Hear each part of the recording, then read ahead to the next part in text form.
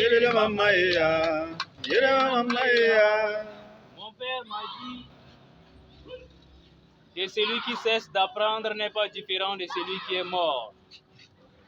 Et mon grand-père m'a dit que la connaissance d'une chose est mieux que son ignorance. Et ma mère m'a dit qu'on apprend depuis le ventre de sa mère jusqu'au ventre de la terre. Il est maman et maman.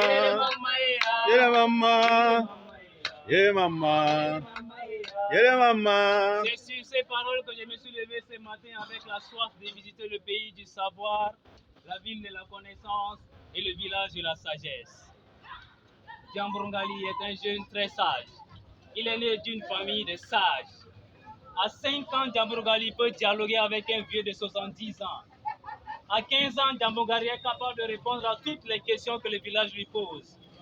Mais quand Djambourou-Ngali pose une question, même tout le village ne trouve pas la réponse. Plus il grandit, plus il devient sage. Et plus il devient sage, plus il devient orgueilleux parce qu'il s'est dit, dorénavant le plus sage de tout le village.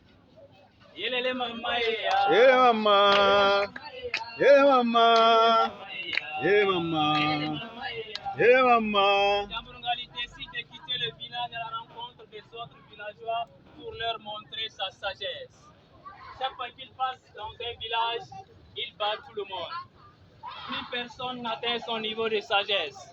Mais Djambourou-Ngali entendit parler d'un village de sages, le village des Mayas. Djambourou-Ngali arrive au village des Mayas et la première case qu'il trouve, il rencontre le vieux Onweyor. Dès qu'il toque, le vieux le reçoit et la conversation commence. Djambourou-Ngali se présente et comme de coutume, le vieux lui servit de thé. Et pendant qu'il parle, le vieux fait le plein du verre et continue par verser. Il a versé jusqu'à verser le thé au sol. C'est là où Djambourou-Ngali dit, mais monsieur Onweyor, vous êtes en train de verser le thé au sol. Et le vieux remit la théière tout doucement. Et Djambourou-Ngali s'est dit, mais on m'a dit que c'est le village des gens sages. Comment se fait-il que ce vieux se comporte comme un idiot? Et quelques secondes après, le vieux dit, mon fils, tu es exactement comme ce verre plein de thé. Si tu veux recevoir de nouvelles connaissances, il faut vider ton contenu pour en recevoir. Sinon, comment pourrait-on mettre du thé dans un verre plein? Ce jour, Djambourou-Ngali a compris que pour être sage, il faut vider ce qu'on a. Mais il ne s'arrêta pas là. Il continue pour poser plusieurs questions pour comprendre si le vieux est vraiment sage afin d'apprendre de ce vieux. Il dit, Monsieur Onweyor, vous venez de m'apprendre une connaissance que je n'ai jamais apprise. Si vous me permettez de vous poser quelques questions. Pourquoi nous avons 2 oreilles et une bouche?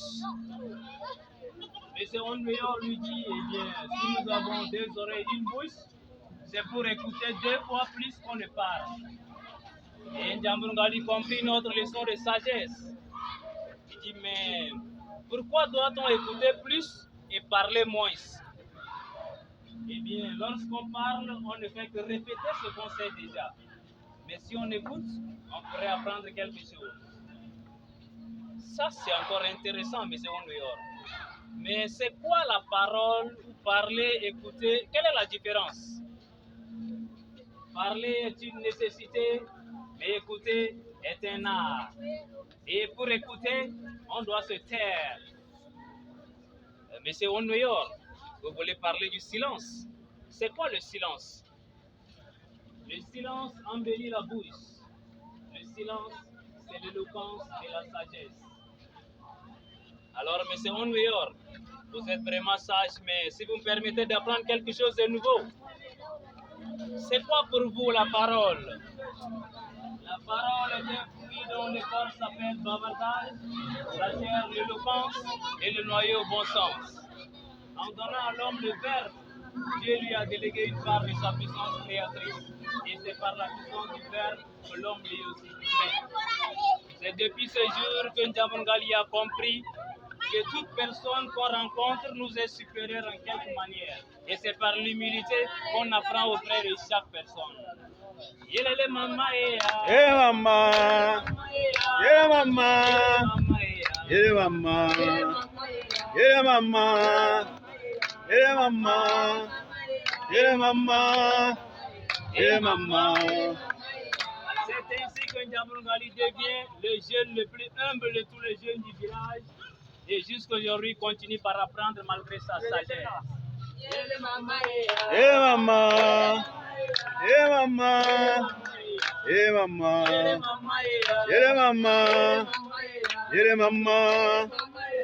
Mama, Mama. On peut les applaudir, non? On peut les applaudir, non? Parce que ici, on a eu 2 jours de formation sur les bases et les techniques de contes. Les contes sont des histoires qu'on racontait autrefois dans le village, autour du feu, autour de l'arbre à palabre. Et aujourd'hui, les arts de la parole, le conte existe à travers les jeunes que vous voyez là, qui ont été formés ici pendant 2 jours. Alors, c'est eux qui vont commencer à raconter des histoires ici. Ils vont commencer à vous raconter des histoires. On les applaudit encore une fois, s'il vous plaît. Merci. Alors, moi, je vous dis merci parce que vous étiez là, vous étiez de passage. Vous avez gardé au moins 1 minute pour les écouter.